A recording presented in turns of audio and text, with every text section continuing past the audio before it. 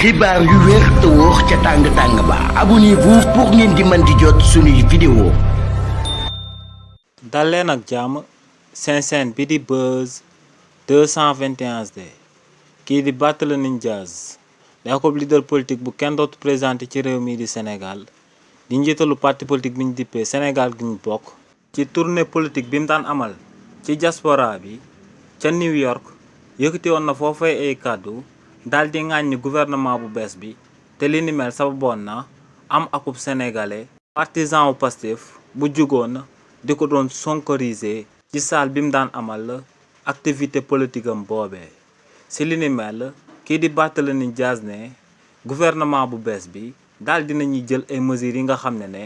ay mesures yu doye dal la ndax ne ñooñee dañoo daal di wax que ne léegi oto yi nga xam ne daal dinañuy daw lu tolloog fukki at ca bitim réew mën nañoo daal di dugg ci réewu Sénégal te ne li ni mel président Abdoulaye Wade moom moo ko tere woon ci réewu Sénégal daal di wax que ne pour oto daal di bàyyi ko bitim réew daal di dugg ci réewu Sénégal juróomi at rek la fa war a daal di dox waaye bu ko weesoo waratuta daal di mën a dugg ci réewu Sénégal waaye ne waa régime bu bees bi ñoom daal dinañuy jël yeneen mesure daal di wax que ne oto bu dawee sax fukki at ci Europe mun nañ ko faa daal di jëlee daal di koy dugal ci réewu Sénégal moom nag ne mesure boobee mesure dof la mesure la bi nga xam ne ñu ko jël xalaatuñ environnement ndax ne oto yooyee lu leer ba am moom mooy que ne dañuy daal di polluer bu baax atmosphère bi donc ne lu leer ba am moom mooy que ne moom du daal di maye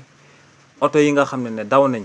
plus de 10 ans ca Europe di duggaat ci réewu Sénégal. ginnaaw nag ba Barthélémy Dias fu seleekaat yooyee la benn sénégalais bi nga xam ne Amérique la nekk ca New York daal di tamit nekk partisan wu parti bii di Pastef jóge woon di daan sonkoriser kii di Barthélémy Dias waaye nag kookee ci saa si la ko garde du corps yi Barthélémy Dias yi maîtriser woon daal di koy évacuer daal di koy génnee ci salle bi. xibaar yu wér te wóor ca tàng ba abonnez-vous pour ngeen di mën di jot suñuy vidéo.